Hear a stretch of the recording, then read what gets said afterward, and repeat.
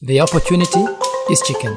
The opportunity is sunflowers. The opportunity is honey. The opportunity is community. The opportunity is youth. The opportunity is distribution. The opportunity is Africa Eats. Africa Eats, a for-profit solution for tackling hunger and poverty across Africa.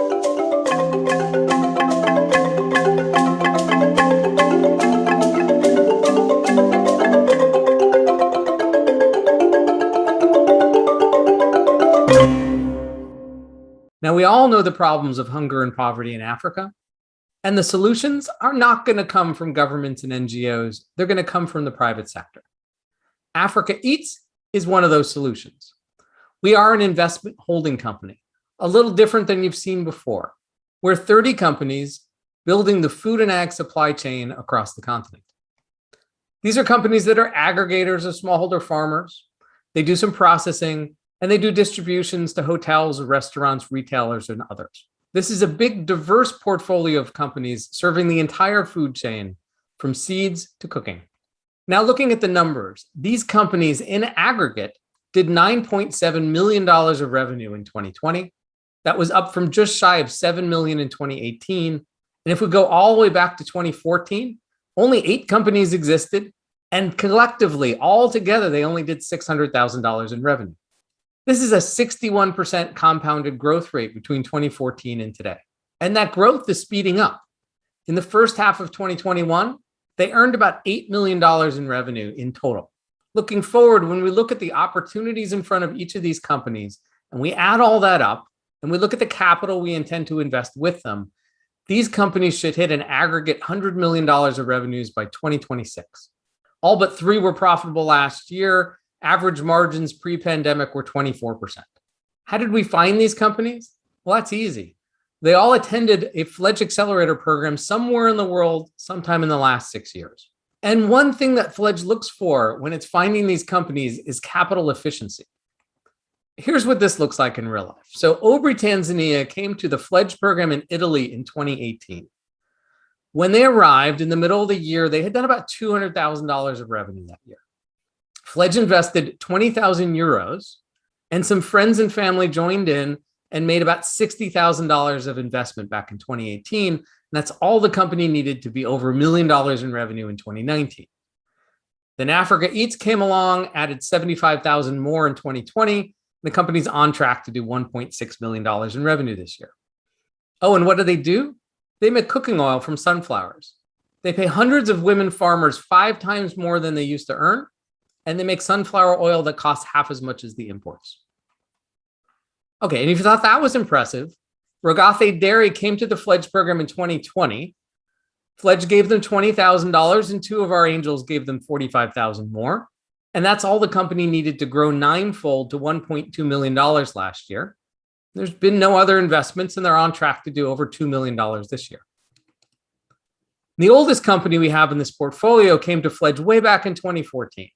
They had just finished their first year of business. They did $100,000 on $4,000 of investment back then.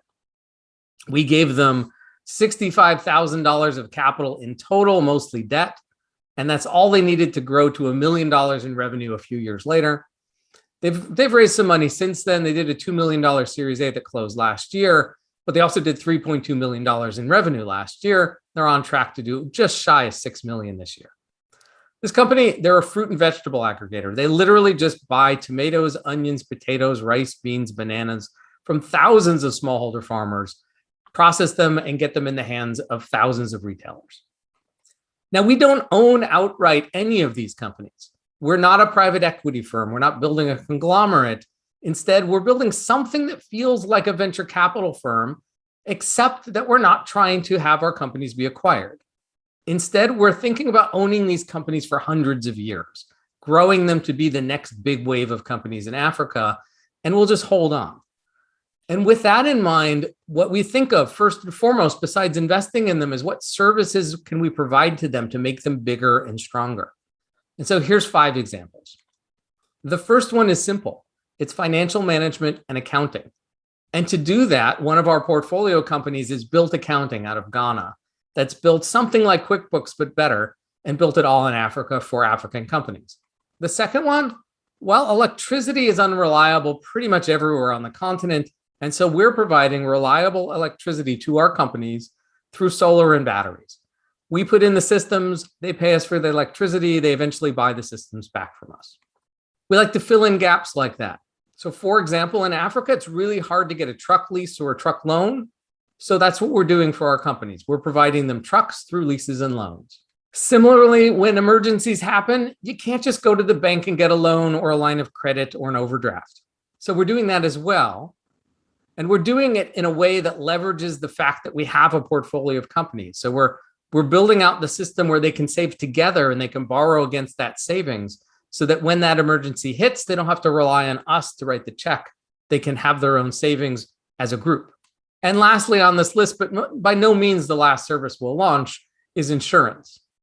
And so, yeah, you can get insurance for the companies off the shelf, but we have 50, 60, and soon to be 100,000 farmers, and only hundreds of them are insured. So what we're going to launch early next year is insurance for our farmers to at least ensure that they always have inputs for the next season.